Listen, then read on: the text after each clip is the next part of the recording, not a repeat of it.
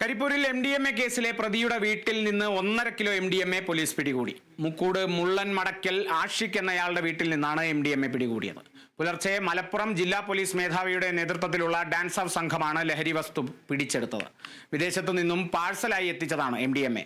പ്രതി ആഷിഖ് നിലവിൽ MDMA കേസിൽ എറണാകുളം മട്ടാഞ്ചേരി പോലീസിന്റെ കസ്റ്റഡിയിലാണ്.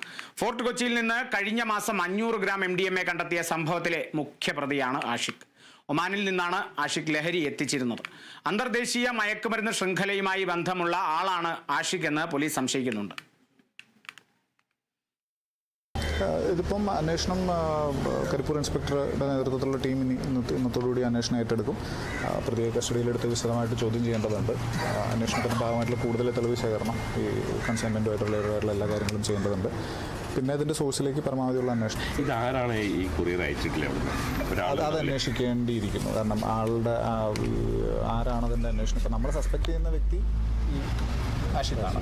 ആഷിഖിനെ അയച്ചിട്ട് പോകുന്നതായിരിക്കും. ആയിരിക്കാം, അല്ലായിരിക്കും. അപ്പോൾ അതെല്ലാം നമുക്ക് അന്വേഷണത്തിനകത്ത്